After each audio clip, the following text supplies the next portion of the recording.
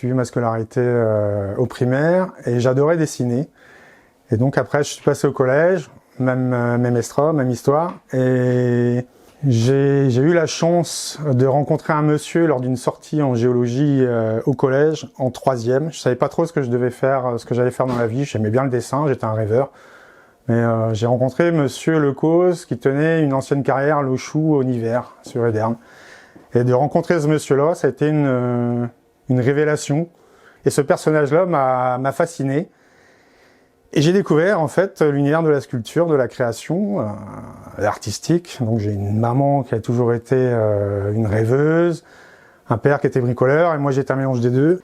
Et donc j'ai fait une recherche dans la sculpture et j'ai trouvé un lycée sur Auray dans le Morbihan. Donc j'ai passé le concours, on était quand même 200, presque 300. Il y avait 12 places et j'ai eu la chance d'être pris. Et d'un des plus mauvais de ma classe, je suis devenu un des meilleurs tellement j'étais passionné et bien dans cet univers de copeaux, de poussière, de machines, de création. Et donc j'ai passé un CAP de sculpteur humaniste. Donc pour ceux qui connaissent pas, c'est le sculpteur humaniste, il passe après l'ébéniste. J'ai eu la chance d'avoir une formation complémentaire d'1 an en tant que sculpteur statuaire décorateur. Donc ça a été la même chose, ça a été une année de plaisir. Et l'aventure a commencé là, donc j'étais tout jeune, j'avais 20 ans. Je me suis mis à mon compte, comme artiste libre. Donc ça m'a permis de faire de la galerie, des expositions et d'essayer de me faire connaître dans le canton dans un premier temps. Après j'ai fait quelques galeries. Je suis jamais sorti de ma Bretagne profonde, de ma Bretagne adorée. Les critiques étaient bonnes. J'étais fier de ce que je faisais et au bout d'un moment, j'ai été obligé de mettre la sculpture entre parenthèses pour pouvoir gagner ma vie. J'ai eu l'opportunité de commencer à faire des remplacements en tant que chauffeur de taxi. Et de chauffeur de taxi, en fait, je suis devenu ambulancier. J'ai fait 17 ans d'ambulance, j'ai fait 4 ou 5 boîtes. J'habitais à Belle-Île-en-Mer, j'habitais dans le secteur du Fou. J'ai adoré aussi cette profession, même si elle est plutôt mal payée et qu'elle demande beaucoup de sacrifices. J'ai adoré ça. Le contact, le social, ça a été vraiment une révélation. Et bon, je me suis promis que avant mes 40 ans, je prendrais ma retraite dans cette branche.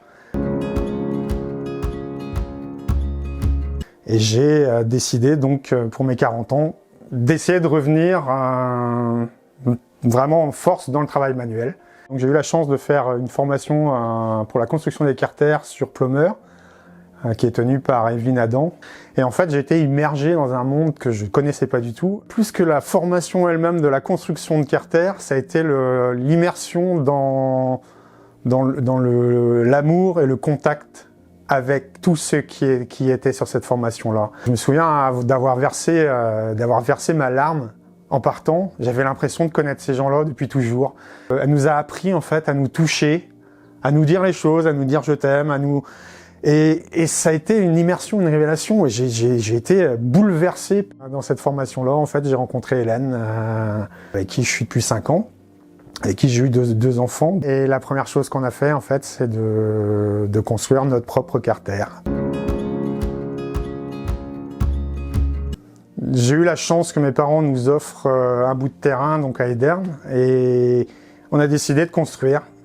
Et la révélation, en fait, c'est la construction de la maison. Moi, c'est quelque chose que j'avais complètement abandonné, et j'ai pris un réel plaisir à construire la maison, avec l'aide de mon père en plus, donc ce qui était vraiment exceptionnel. Mon père a fait toute l'électricité et toute la plomberie dans la maison, et je me suis fait plaisir, quoi. Je me suis fait plaisir parce que la maison, en fait, j'ai voulu la construire un peu comme une sculpture, et donc et un peu comme une cabane, quoi. Ramener tout ce côté de mon enfance.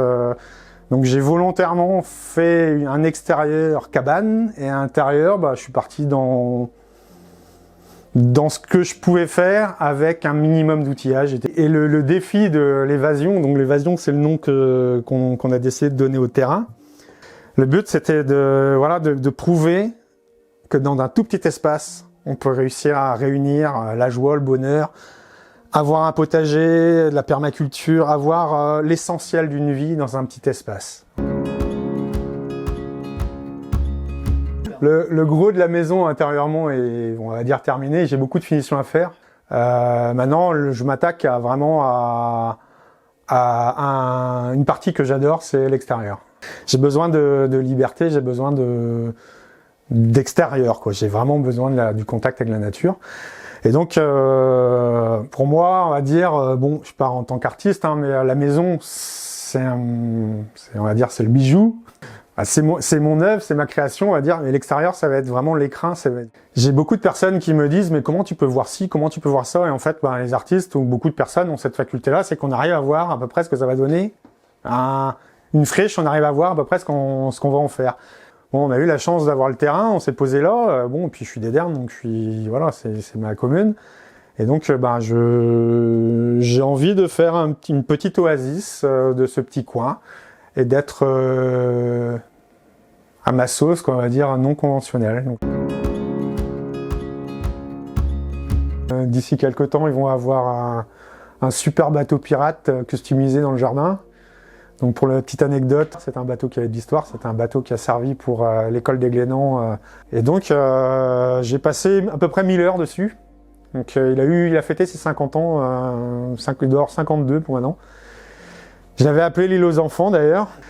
Et donc j'ai pris une décision qui a été... qui n'a pas été si dure que ça au final, c'était de laisser le bateau dans le jardin, le transformer en cabane pour gosses, quoi. Il faut toujours voir la vie avec les yeux d'un enfant. C'est ça. Et moi, je suis un grand enfant. J'ai du mal à réaliser que j'ai 45 ans cette année, parce que dans ma tête, je suis toujours un gosse, quoi. Et j'ai besoin de vibrer, faire des cabanes dans les arbres, c'est pas quelque chose pour moi qui est réservé. Surtout quand on est petit, ne serait-ce de monter à 2 mètres de hauteur, ça permet de voir la vie différemment. Et voilà, il faut pas oublier la magie des enfants, parce que pour moi c'est quelque chose qui est très important. Une partie de mon entourage a trouvé la maison chouette, s'y est plu. Et de là, on m'a inspiré, poussé à me mettre à mon compte, quoi, à essayer de créer ce genre de choses-là pour des personnes que ça intéresserait. Et donc c'est parti comme ça. Et Tirève de bois, donc le nom qu'on a choisi, c'est pour Ti, c'est la maison, rêve, bois, c'était une association de plein de choses qui allaient dans ma vie, et donc j'ai décidé de lancer tout ça. Et là l'histoire pour l'instant s'arrête là, je sais pas ce que va donner Tirève de bois, mais je suis confiant, puis on verra bien, c'est une expérience de vie. Par la suite, j'espère même pouvoir peut-être donner des cours de sculpture ou des trucs comme ça, ou donner des cours. L'enseignement, c'est quelque chose de très important. Notre objectif à moi et Hélène, c'est justement de pouvoir accueillir des gens de passage comme ça et s'enrichir de leurs contacts et partager évidemment, donc leur apprendre, quoi. Et j'ai milité pendant plusieurs années avec les indignés parce que je trouvais ce système un peu injuste sur pas mal de choses. J'ai découvert en final que montrer l'exemple était parfois plus intéressant que de combattre. Mon combat, entre guillemets, c'est de vivre à ma sauce, d'essayer de trouver mon bonheur tel qu'il est et de créer le partage et la richesse du contact. Voilà. C'est beaucoup de souvenirs. C'est beaucoup de souvenirs, Ederne. C'est toute mon enfance. C'est des copains, c'est des lieux. Je découvre en fait qu'au final, il y avait plein de gens que j'ignorais. C'est vrai que j'ai tendance à rester un peu cloîtré dans mon trou. J'ai beaucoup de boulot sur mon chantier, sur la maison. Je découvre un univers, en fait. Il y a des trucs que tu vois, le lavoir que je savais même pas qu'il y avait un lavoir à Ederne. En fait, je découvre. J'avais tendance à aller chercher pas mal de choses ailleurs, alors que je découvre qu'il y a pas mal de choses à côté. Je le vois mal barré, mais en même temps, je vois des transitions qui sont possibles. Ça peut pas durer comme ça éternellement, et je pense que justement, moi, à mon échelle, je peux peut-être donner envie, comme je disais, à certaines personnes. Il y a plein de graines, les graines de demain qui sont en train de pousser à gauche, à droite, et ça me réchauffe le cœur. Voilà, quoi, j'ai envie de dire, allez faire un stage chez Vinadan, faut faire des carters, parce que on peut découvrir quelque chose de nouveau, quoi, de quelque chose on a tous une partie de cœur qui demande à exploser, et ça c'est l'avenir. Faut qu'on apprenne à s'ouvrir plus.